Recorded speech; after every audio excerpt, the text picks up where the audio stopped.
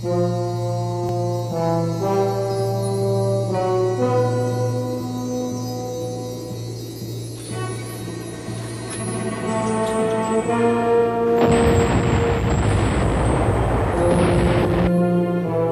history of winter operations is a painful one. Lessons learned by the armies of the past indicate that soldiers who are poorly trained and not equipped for winter operations will pay terrible penalties. Napoleon's Grand Army lost over 450,000 men and 200,000 horses in the Russian campaign of 1812. Thousands were lost during the French army's winter retreat from Moscow. The horrible suffering of the German army on the Russian front in the winter of 1942 is another graphic example of the impact extreme cold weather can have on soldiers. In 1942, the German army lost over 14,000 men to amputation alone in the severe weather of their winter campaign. The American army also learned a bitter lesson in the Korean winter.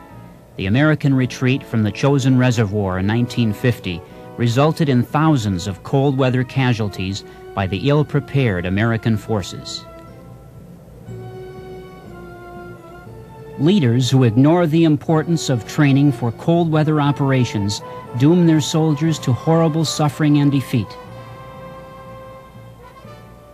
The Winter Operations course at Camp Ripley, Minnesota, offers commanders an alternative. The Winter Operations School has been organized and staffed to train active and reserve component soldiers in the skills and techniques necessary to fight and win in the most severe cold weather environment. Camp Ripley, Minnesota's state-owned annual training site, is located in the state's heartland, surrounded by an area rich with natural resources and a high rate of tourism, both summer and winter. The Nordic Viking heritage, which is strong in Minnesota, has long made it a place where its people participate in and, yes, even enjoy winter. This love of winter heritage has long been ingrained in the lives of Minnesota's citizen soldiers as well. The Minnesota National Guard has been in the forefront of winter operations military training since the early 1960s. Their program has evolved and expanded with such a high degree of expertise that the National Guard Bureau has named Camp Ripley as the primary winter training site for the National Guard nationwide. As an additional plus, their winter operations instructors have been designated subject matter experts. Camp Ripley is ideally suited for winter environmental training. The weather reports tell you why.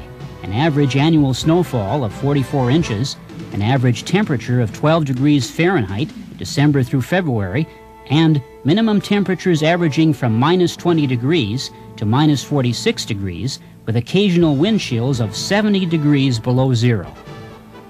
Additionally, the camp's 53,000 acres of rolling hills and forests, reminiscent of Central Europe, can accommodate all types of combat arms units.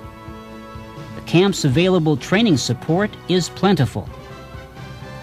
The camp can house up to 2,500 troops in winterized barracks and has modern battalion-size headquarters buildings for support staff.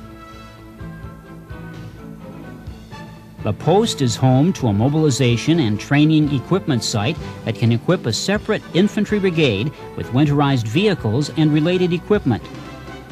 Units arriving via C-130 aircraft can land on either a 5,000-foot asphalt-surfaced runway or an adjacent tactical airstrip. For airborne units, there are 3 drop zones located in the field training area. Camp Ripley's world-class biathlon course regularly hosts the National Guard Biathlon Championships and is available for use by units in training. These resources and facilities help the camp support staff host nearly 9,000 troops in training each winter. Proof positive that the camp is a superb winter training spot is that it's the mobilization site for the U.S. Army Reserve's 205th Arctic Light Infantry Brigade. Additionally, the 47th Viking Infantry Division uses this site as a primary training area. Arctic winds and the Viking spirit help make the camp a vital link in the process of training men and women to operate on the winter battlefield.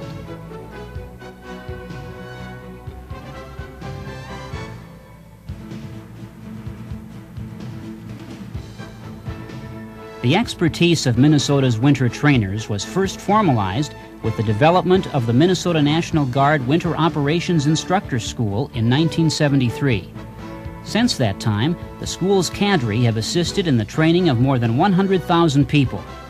These students represented virtually every branch of the armed services, as well as the FBI, the Secret Service, and cold weather researchers from Natick laboratories. Students came from 33 different states and territories. I really appreciate what the National Guard has done in terms of setting up this training for us. As a Marine, professionally I find that all the National Guard people and Army Reserve people that we've encountered here have been very friendly and very much into working together as a team, which is ultimately what we would have to do in a combat situation. How can Minnesota's Winter Operations Team help you? First, it's important to know the mission statement of the school. The current mission of the school is to train selected individuals and units in those skills necessary to accomplish their capstone mission of fighting and defeating a threat force while deployed in a cold weather environment. This mission is accomplished in several ways. The Winter Operations School is one of the primary means. As a train-the-trainer course, its focus is on both individual and unit skills needed to operate in an adverse winter environment. The skills taught in this 10-day course include cold weather first aid, cross-country movement, nuclear, biological, chemical operations, vehicle maintenance, cold weather effects on weapons, and basic survival skills. Students are tested on more than 35 areas of skill concentration. Most of the testing requires hands-on performance by the students. At the close of the course, a comprehensive written test is given. Created especially for maintenance personnel, the Cold Weather Maintenance School focuses in depth on maintenance and operation of vehicles, weapons, radios, and other types of equipment in a winter environment. 3 to 6 aircrew survival schools are run each year. This 3-day course covers winter survival skills for stranded aircrew members.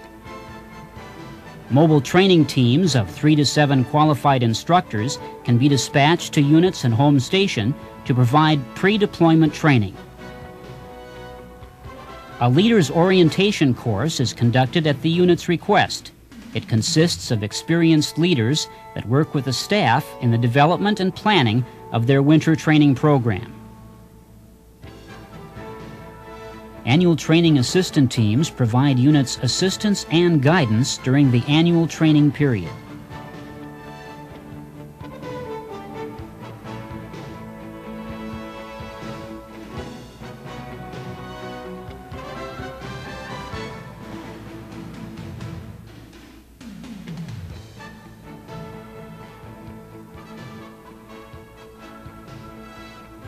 A typical training program starts with the winter operations staff advising and assisting units in the development of their winter training program. Then, a mobile training team will provide pre-deployment training at the unit's home station. Selected unit personnel will attend the Winter Operations School and be cadre for their unit during their annual training period. Upon arrival at Camp Ripley, the unit will draw their equipment at the Central Issue Facility. Items such as skis, snowshoes, overwhites, vapor barrier boots, and other required equipment is available. After a few hours of training from company cadre, the unit will move to the field and conduct their normal Army training and evaluation program missions. Winter operations instructors are available for further advice and assistance as needed. By the time the individuals and units complete their winter training, they have become adept at cross-country movement and know what it takes to operate effectively in extreme cold weather conditions. Well, in the last 17 years, I've personally been involved with training everybody from the Rangers to the Boy Scouts. We've trained the best there is, and we've trained every Navy, Seabees, the whole bunch. It's